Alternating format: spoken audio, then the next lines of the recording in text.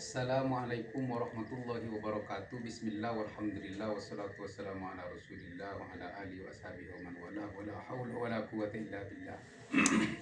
Amma ba'du. Teman-teman pecinta channel podcast Abu Syamsuddin Batu Ampar dan pemirsa dimanapun Anda berada semua, semoga kita senantiasa dalam ridha Allah Subhanahu wa taala dan syafaat baginda Nabi besar Muhammad sallallahu alaihi wasallam. Baik, adapun berikutnya kami ingin menyapa saudara kami yang dari Madura, Zaini, yang sudah mulai stres dan bingung karena ingin menyelamatkan Ubed dari nasabnya yang palsu. Jadi katanya Zaini di dalam videonya, mari kita bahas syair yang ada di kitab Al-Burq Al-Musiko karya Ali Asakron yang berbunyi wa biwadidhil maimunu ubaidun.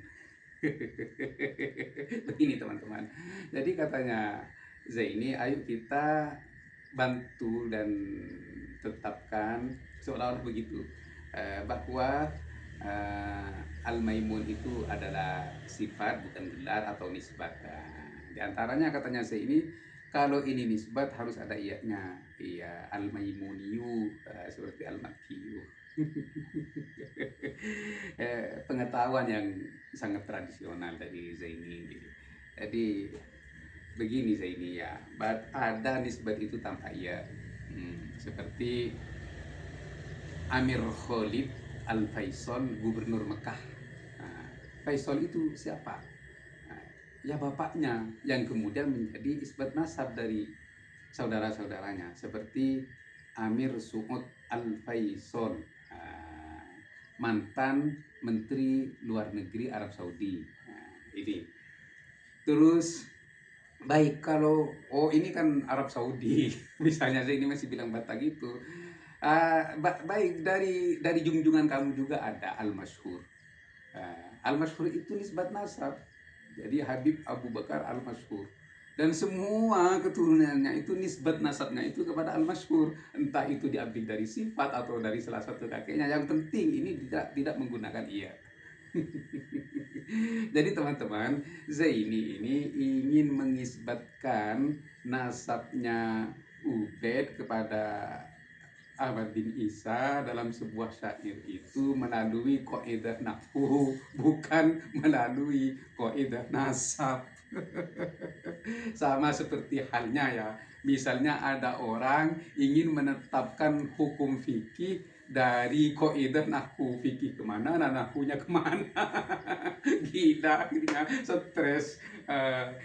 Jadi karena ada statement sekarang dari kami bahwa Ubed itu adalah putranya Maimun, karena ada indikasi lafaz yang kemudian kami urai sebagai dilalah lafdiyah, kemudian ini akan didukung oleh korina-korina dari kitab-kitab sejarah dan juga kaidah dari kitab-kitab nasab yang menyebutkan salah satu dari kaidah nasab itu adalah qiyafah, dan qiyafah itu adalah ada dua, qiyafah basyariyah dan qiyafah athariyah, yang artinya teman-teman, qiyafah basyariyah itu adalah kesamaan fisik, dan qiyafah athariyah ini adalah kesamaan karakter. Sekarang dari apa yang kami lihat dan yang kami dengar dari anak cucu Ubed itu, karakternya itu sangat mirip sekali, sangat mirip sekali dengan karakternya Ubed Al-Maimun. Nah, dari sini kenapa para ulama beda pendapat. Jadi memang bermasalah, Ubed dan leluhurnya dan keturunannya ini bermasalah dalam nasab, berpindah-pindah nasab. Jadi ulama bingung. Ada yang bilang bapaknya Maimun itu adalah Al-Aswad, Maimun ibnul Aswad. Ini ada yang bilang bapaknya Maimun itu adalah Dison. Nah, terus kemudian ada yang bilang bapaknya Maimun itu Al-Majusi, ada yang bilang bapaknya Maimun itu Al-Yahudi. Tapi yang pendapat yang dikuatkan itu adalah Al-Yahudi karena kesamaan Maimun itu dengan karakternya orang Yahudi di dalam di dalam menetapkan syariat-syariatnya atau sorry bukan syariat, di dalam menetapkan dakwah-dakwahnya atau politiknya atau sosial muslimin, bagaimana dia bersosial dengan orang muslim itu sama persis dengan orang Yahudi, menghinakan orang Islam, meremehkan orang Islam, mengunggurkan dirinya. Sama enggak? Sama enggak dengan yang sekarang? 10 tahun terakhir ini. Jadi banyak dari mereka itu yang merasa paling unggul, yang lain dianggap sampah. Ada dalam kitabnya, nanti kami ungkap ini. Baik sini. Kalau katanya dengan itu yang pendiri dinasti Fatimiyah itu bukan bin Maimun atau Ubaid al-Maimun, bukan, tapi adalah cucunya atau orang lain, Maimun bin Maimun bin Muhammad. Oke, iya benar. Karena ini bermasalah dari nama aja. Dia itu punya dua nama. Jadi Abdullah bin Maimun, Ubaidillah bin Maimun. Ada para ulama sejarah itu yang bilang bahwa Abdullah bin Maimun dan Ubaidillah bin Maimun itu yang adalah orangnya satu, ya, tapi memiliki dua nama. Ada yang bilang Saksoni, dua orang. Bingung kan? Membingungkan, sama dengan keturunannya. Yang Ubaidillah yang mencangkokkan di nasabnya itu kepada Ahmad bin Isa, siapa? Katanya di buku Al-Musyifa Ubaidillah atau Ubaid. Terus di Tarikh Al-Junadi yang menjadi sumber itu adalah Abdullah. Jadi punya dua nama. Terus tentang pendiri Fatimiyah atau Al-Ubaidiyah Ar-Rafidiyah, ingat Ar-Rafidiyah berarti si Ar-Rafidah. Itu katanya dinasti Al-Ubaidiyah ini ada yang bilang di ini wa biqiyamid daulah al-Fatimiyah ar-Rafidiyah sana 297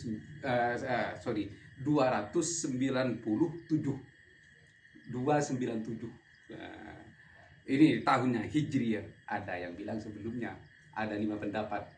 Kami semua kantongi korinah data-data tersebut karena untuk menetapkan kajian kami bahwa Ubaid itu adalah putra Maimun atau cucunya. Terus ada yang bilang seperti saya ini Ubaid ini bukan putra Maimun pendiri Fatimiyah, di mana ente pendiri Fatimiyah bin Muhammad. Oke, ya ini pendapat saya ini ya. Jangan engkau menyalahkan Imam Syafi'i yang mengharuskan niat di dalam sholat atau di dalam wudu itu yang tidak harus di madhab Maliki misalnya. Madhab Syafi'i salah karena pendapat Imam Malik itu tidak harus berniat atau niat itu bukan bagian dari rukun sholat. Jadi memang ulama sejarah ini berbeda pendapat. Nah, di sini disebutkan memang pendiri Fatimiyah itu adalah Ubaid bin Muhammad. Lamma tuwfiya Muhammad al-Habib bin Ja'far bin Muhammad bin Ismail al-Imam.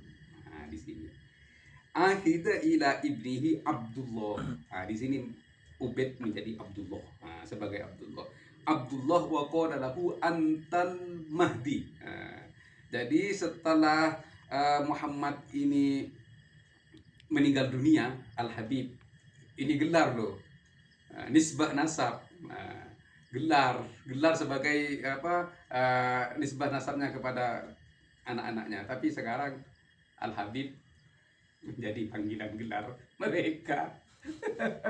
Ini ya Al-Habib ini ya. Kemudian mengangkat putranya yang bernama Abdullah dan diangkat sebagai Al-Mahdi, Antal Mahdi. Tapi kan mati, Dajjalnya belum meninggal, Mahdinya sudah mati dari dulu.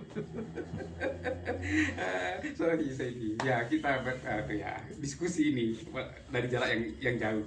Kemudian Abdullah atau Ubaid Al-Mahdi ini dikirimkan ke Maghribi, yang disebut sekarang Maghribi Utara, kemudian mendirikan dinasti Fatimiyah dan meluas kekuasaannya itu ke Afrika Utara sampai ke Mesir. Dan pada akhirnya dihancurkan dinasti Fatimiyah itu oleh panglima perang sejati dari kaum muslimin, yaitu Salahuddin Al-Ayyubi, atas usulan dari Syekh Abdul Qadir Al-Jilani. Di sini teman-teman, kenapa ini harus diberantas? Kenapa ini harus diperangi? Karena dianggap kelompok yang bermasalah, yang akan merusak Islam dan akidah orang-orang muslimin. Karena itu Imam Ghazali menegaskan bahwa akidah mereka itu bukan bagian dari akidah Islam. Ini sebagaimana yang terdapat dalam di kitab Al-Farqu Bainal Firaq. Di sini wa yu'akkidu ala dzalika Abul Hamid Al-Ghazali biqaulihi al-batiniyah laysat madhhaban islamiyan. Jadi al-batiniyah, al-mahdi atau al-fatimiyah ini bukan dari bagian madhab Islam. Au firqatan min firaq ahli Islam, atau organisasi bagian dari organisasi Islam, bukan. Kenapa?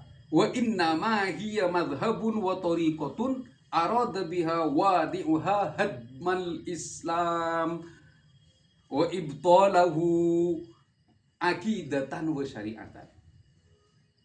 Karena mereka itu mendirikan madhab al-batiniyah, ar-rafidiyah atau al-ubaidiyah, ini tujuannya untuk menghancurkan Islam dan membatalkan Islam dari dalam, baik secara akidah ataupun syariat.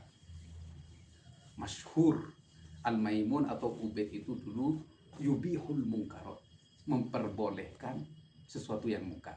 Anak cucunya sama. Ini Korina Alvaria.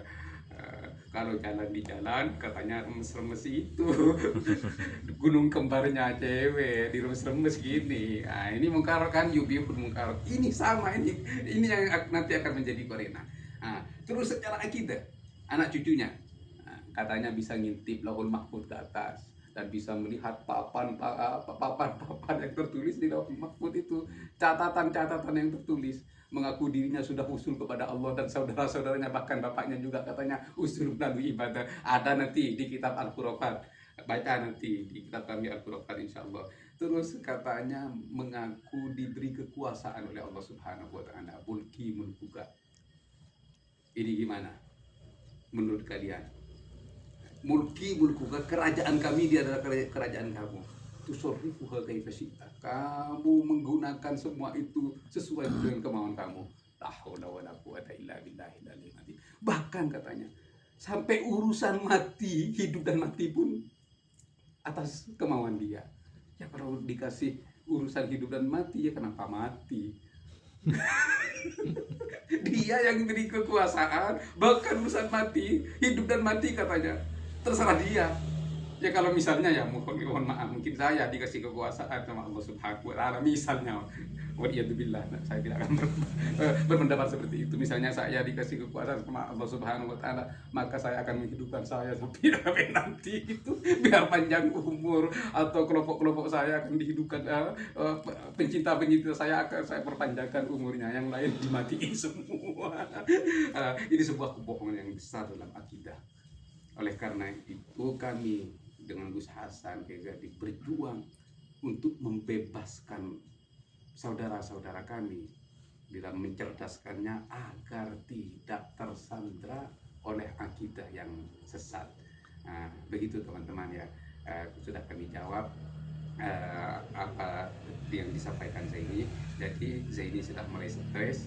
ingin menolong Ubed itu agar ingin menolong Ubed itu agar tidak dinisbatkan kepada Al-Maimun dengan kaidah nahwu tapi bukan dengan kaidah nasab.